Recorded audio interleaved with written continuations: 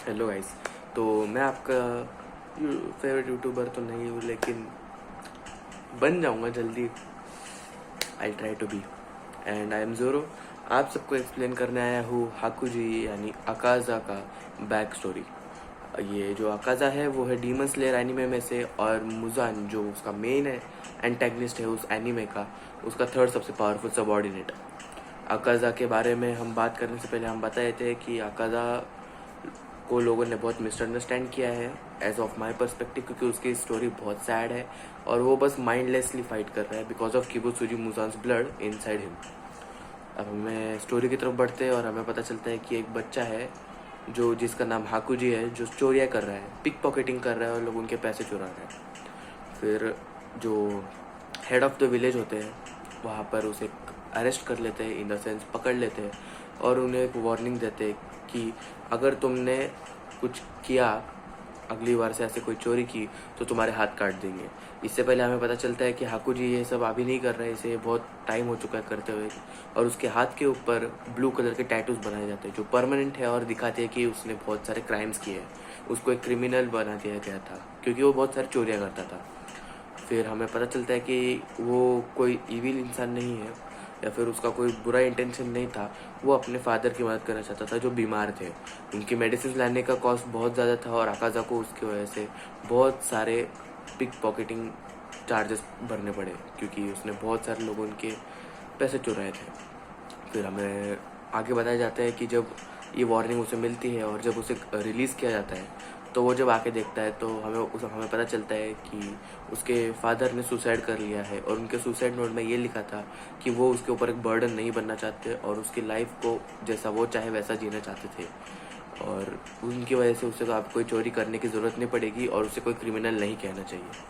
फिर आकाज़ा को अपनी लाइफ में कोई मीनिंग नहीं बचा क्योंकि उसकी ना मदर थी और उसके फादर की भी डेथ हो चुकी थी। फिर वो जब एक ऐसी नॉर्मल एरिया पे 7 लोगों को ऑलमोस्ट मारने वाला था, तो वहाँ पर एक इंसान आता है जो एक मार्शल आर्टिस्ट था, उसका नाम केजो था। फिर वो आके आकाज़ा को कहता है कि उन सबको छोड़ दे क्योंकि वो उन सबको बचाने आया था। फिर आकाज़ा कहता है कि तुम यहाँ से हट जाओ वरना मैं तुम्हें मार दूंगा, और केजो उसे एक ही ब्लॉक में गिरा देता है। फिर वो आकाज़ा को अपने साथ ले जाता है और उसे बताता है कि तुम मेरा एक काम कर लो, बदले में मैं तुम्हें मनी फंड दूंगा या फिर मनी दूंगा थोड़े। तो फिर आकाज़ा कहते हैं कि वैसे भी उसकी लाइफ में कोई मीनिंग बचा नहीं है तो वो कर लेगा।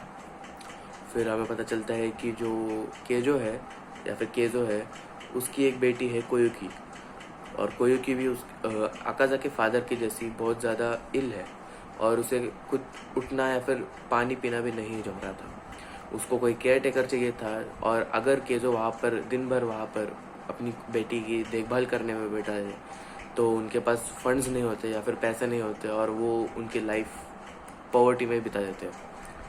फिर हमें पता चलता है कि आकाज़ा ने उनके ऑफ़र को एक्सेप्ट किया था ताकि वो कोयोकी के साथ वहाँ पर रह के उसकी केयर ले सके, उनके हाउस में एक न्यू हैप्पीनेस जान सके। यहाँ पर आकाज़ा को एक मीनिंग मिल चुका था, और कुछ सालों बाद जब आकाज़ा 18 साल का हो चुका था और कोयुकी 16 ईयर्स की हो चुकी थी, कोयुकी चल पा रही थी और वो नॉर्मल काम कर सकती थी या फिर नॉर्मल वर्क कर सकती थी कोयुकी, तो केजो उसके पास एक प्रपोजल लेके आता है और बताता है कि कोयुकी के साथ तुम मैरी कर लो, और ये जो डोजो है जो उसे जो केजो है उसे वो डोजो तब मिला था जब उसने एक ग्रैंडपा जैसे समझ लो कि एक बूढ़े आदमी को बचाया था, जिसने उसको वो डोजो अपने फ्री में दे दिया था। उस डोजो के ऊपर राइवल डोजो की बहुत बुरी नज़र थी और वो लोग उसे हटाने का ट्राई कर रहे थे, लेकिन केजो को वो डोजो मिल चुका था, इसलिए वो थोड़ा शांत रह चुके थे क्योंकि केजो एक मार्शल आर्टिस्ट था और वो उनके सामने टिक नहीं सकते थे।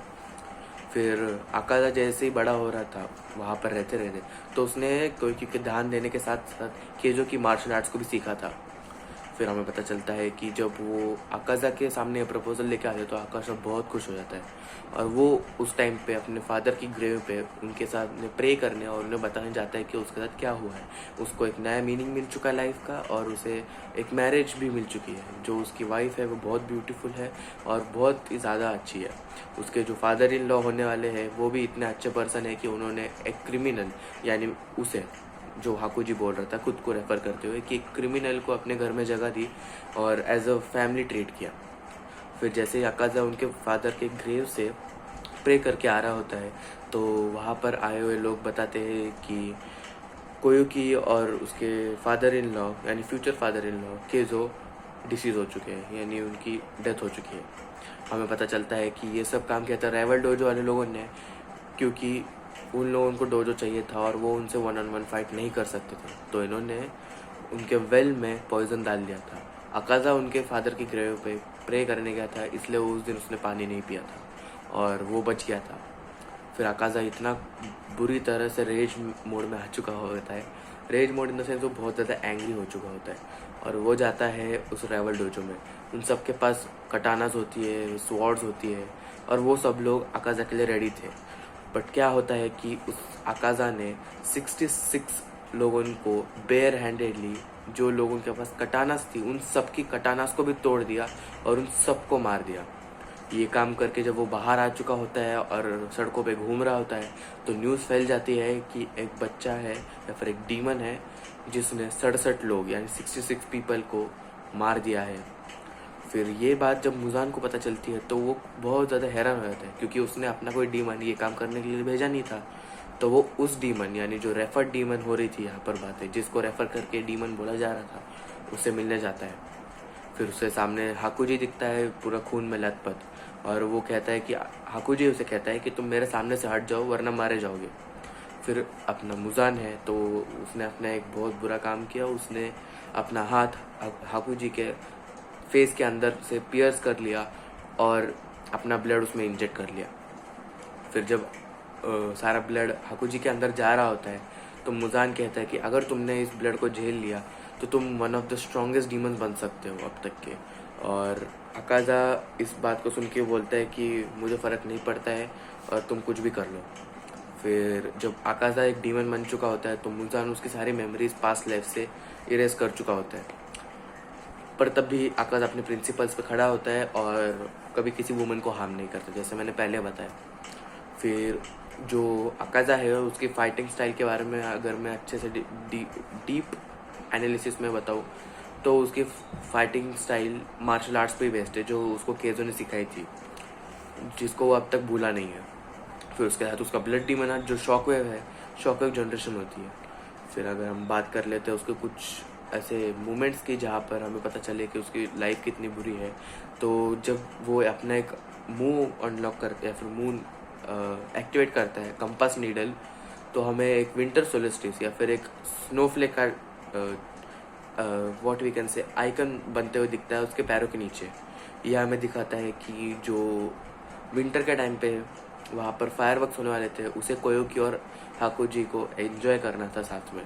मतलब हाकुजी सबकॉन्शियसली अभी भी याद करता है कोयोकी के साथ बिताए हुए पल, पर अभी ये बात बहुत बुरी तरह से बदल चुकी है क्योंकि आकाजा को अभी कुछ याद नहीं है, क्योंकि मुजान ने उसकी मेमोरीज को इरेज कर दिया था। अब हम थोड़ा बात कर लेते हैं कि उसकी डेथ कैसे हुई थी हाकुजी के बारे में, क्योंकि मैं इसकी पूरी लाइफ को नहीं समझा रहा हूँ, मैं बस उसकी पास्ट लाइफ और उसकी डेथ के एरिया का समझा रहा हूँ, क्योंकि ये दोनों पार्ट लिंक्ड है। इसमें थोड़ा स्पॉइलर, बहुत ज़्यादा स्पॉइलर है, तो अगर आपको स्किप करना है तो आप स्किप कर सकते हो वीडियो को। फिर हम बात कर लेते हैं जब तानजीरो और गियू उससे फाइट कर रहे होते हैं तो अकाजा के बॉडी में जो मुजान के सेल्स थे वो सेंस कर लेते हैं कि इसकी पास्ट लाइफ की मेमोरीज इसके पास वापस आ रही है धीरे धीरे करके, तो जानबूझ के अकाजा को और ज़्यादा फोर्स कर रहे थे उनके ऊपर अटैक्स करने के लिए।